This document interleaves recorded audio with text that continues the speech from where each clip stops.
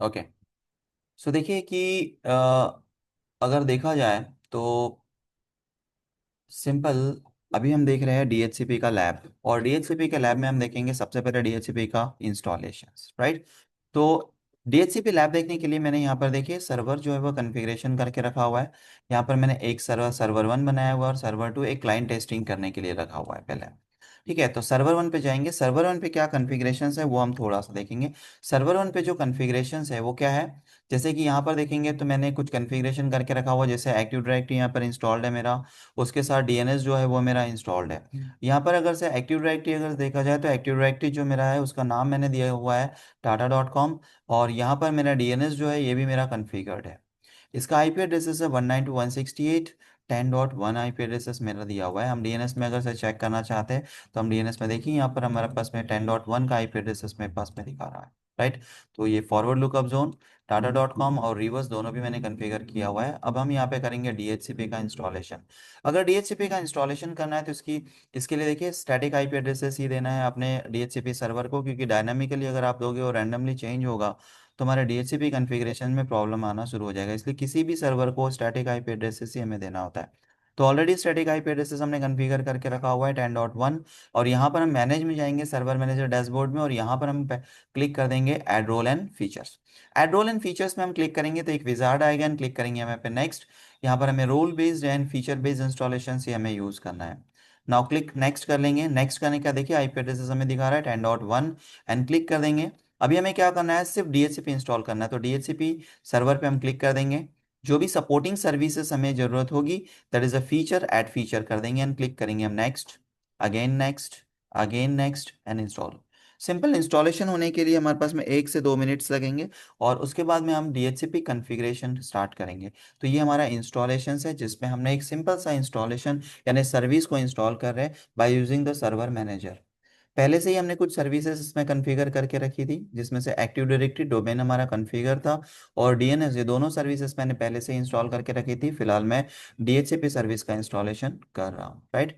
तो DHCP service installations करने के लिए एक तो एक्टिव डायरेक्टरी होना चाहिए ताकि नाम नेम रिजोल्यूशन हो जाए, डीएनएस होना चाहिए ताकि प्रॉपरली आईपी एड्रेसेस मैनेज हो जाए, और उसके बाद हम डीएचसीपी कॉन्फ़िगरेशन करेंगे। सो देखिए डीएचसीपी हमारा इंस्टॉल हो गया, और इंस्टॉल होने के बाद यहाँ पर एक ऑप्शन आ रहा है complete DHCP configuration. Complete DHCP configuration पे हम क्लिक कर देंगे। क्लिक करने के बाद यहाँ पर क्लिक करेंगे हम नेक्स्ट, और नेक्स्ट करने के बाद ये पूछ रहा है कि भाई डीएचसीपी जो सर्विस अपने इंस्टॉलेशन किया है इसका क्रेडेंशियल आप किसको देना चाहते हो, कौन मैनेज करेगा। तो सिंपल, जो हमारा टाटा.com का एडमिनिस्ट्रेटर होगा, हमारे डोमेन का एडमिनिस्ट्रेटर होगा, हम उसी को परमिशंस देना चाहते हैं कि वही हमारा डीएचसीपी सर्वर को मैनेज करेगा। तो बाय डिफॉल्ट देखिए यहाँ पर इसने ले भी लिया टाटा स्लैश एडमिनिस्ट्रेटर, हम इसी को परमिशन दे रहे हैं, सिंपल करेंगे कमिट। कमिट पे क्लिक करने के बाद यहाँ पे डन डन आ गया है, देन क्लोज। क्लोज करने के बाद इसको भी हम क्लोज कर देंगे, और क्लोज करने के बाद अब हम देखते हैं यहाँ पे टूल। टूल में यानी क्या, देखिए डीएचसीपी सर्विस जो है हमारी इंस्टॉल हो गई है, क्लिक कर लेंगे। और क्लिक करने के बाद डीएचसीपी सर्विस जो होता है वो कुछ इस तरीके से आपको यहाँ पर मिलेगा। डीएचसीपी सर्विस में जाएंगे तो देखिए आईपी वर्जन 4 में अगर आप जाते हो तो यहाँ पर आपके पास में क्या मिल रहा है, कुछ भी नहीं है अभी फिलहाल, राइट। कोई स्कोप्स है क्या, नहीं है। अब हमें यहाँ पे क्या करना है, स्कोप्स क्रिएट करना है।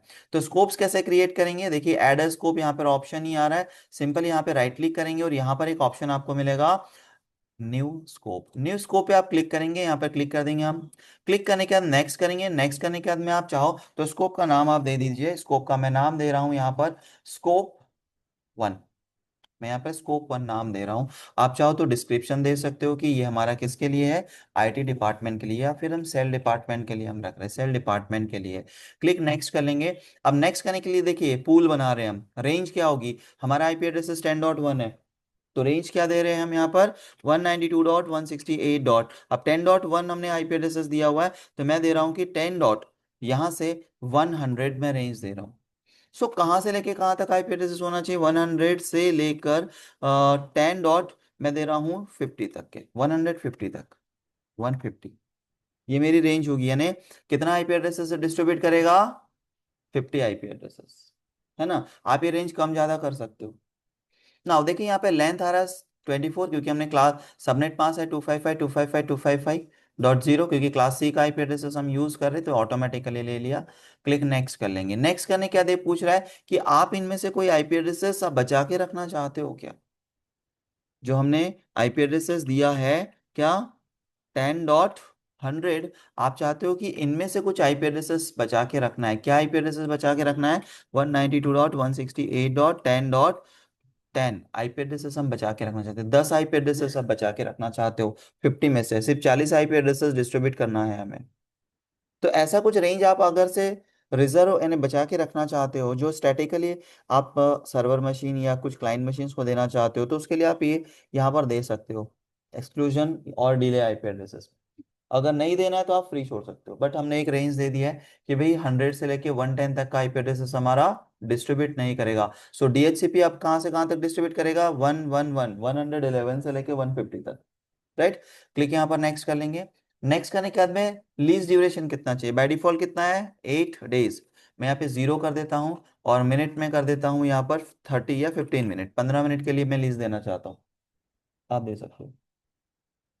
क्लिक कर देंगे यहाँ पर नेक्स्ट। नेक्स्ट करने के बाद में yes I will configure, I want to configure this scope now, ये जो स्कोप आप बना रहे हो आप अभी कन्फिगर करना चाहते हो। डिफॉल्ट गेटवे क्या होगा, तो डिफॉल्ट गेटवे फिलहाल तो हमारे पास कोई राउटर नहीं है, तो मैं सर्वर का ही आईपी एड्रेस डाल देता हूँ। क्लिक कर देंगे हम यहाँ पर ऐड, क्लिक नेक्स्ट कर लेंगे।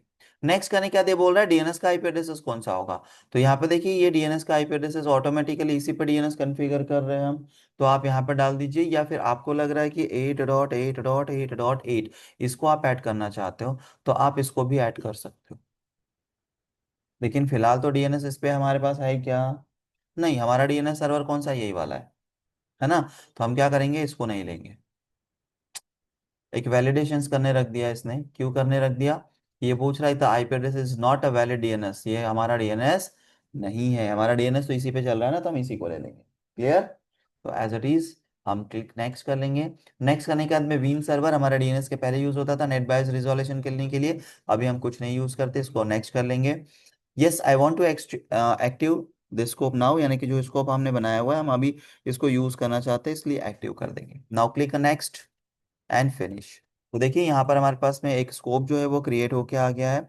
यहाँ पर एक मार्क आ रहा है, एक एरर आ रहा है, तो क्या करिएगा, जो भी आपका सर्वर होगा इस पर राइट क्लिक करना है, अनऑथोराइज करना है, इसको यस करना है, और वापस क्या करना है, फिर से इसको ऑथोराइज कर देना है। ऑथोराइज करने के बाद में फिर से इसको हमें क्या करना है, रिफ्रेश। तो रिफ्रेश करने का देखिए वो एरर हट जाएगा। क्लियर।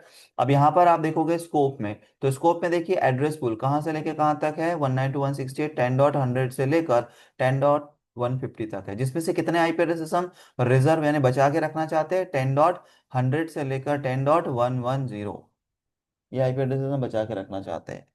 सो सिंपल लीज अगर देखोगे तो अभी किसी को भी लीज मिला है क्या, किसी को भी आईपी एड्रेस डिस्ट्रीब्यूट किया है क्या इसने, नहीं किया हुआ है।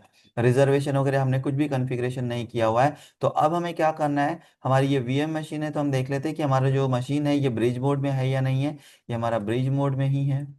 अब हम यहाँ पर एक मैंने क्लाइंट मशीन्स लगा के रखी है और हम चाहते हैं कि इसको आईपी एड्रेसेस मिला या नहीं मिला, तो इसको भी हम ब्रिज मोड में रख देते हैं। ओके, ब्रिज मोड में ही है, और हम देखते हैं कि इसको आईपी एड्रेसेस मिलेगा या नहीं मिलेगा। तो इसके लिए हम क्या करेंगे, डीएचसीपी हमारा फिजिकल जो नेटवर्क है उसका डीएचसीपी हमने रिमूव कर दिया है। और अब हम क्या करेंगे कि यहाँ पर सिंपल इसको कॉन्फ़िगर कॉन्फ़िगर करेंगे हमारे क्लाइंट को। विंडो आर में जाएंगे और N C P N ncpa.cpl हम कमांड चलाएंगे।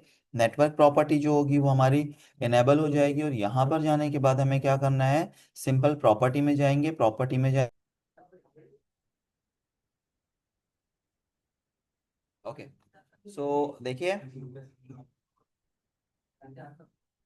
सिंपल अगर देखोगे तो यहाँ पर हमारा डीएचसीपी जो है वो बराबर आ गया। अब यहाँ पर ध्यान दीजिए।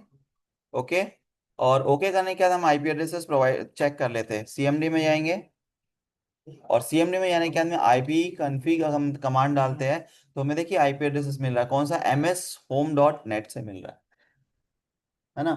तो एग्जैक्टली जो आईपी एड्रेसेस है वो हमें किससे मिलना चाहिए, हमारे सर्वर से मिलना चाहिए जो हमने कॉन्फ़िगर करके रखा हुआ है। तो यहाँ पर एक डी कोई दूसरा और एक डीएचसीपी सर्वर है जिससे हमें आईपी एड्रेसेस मिल रहा है। तो थोड़ा सा हम यहाँ पर देखते हैं कि हमारा डीएचसीपी जो है उसको आईपी एड्रेसेस हमारे नेटवर्क से हमारा मिलना चाहिए। तो जस्ट वेट, थोड़ा सा वीएमआर में हम सेटिंग्स कर लेते हैं, है ना। Net bridge host only.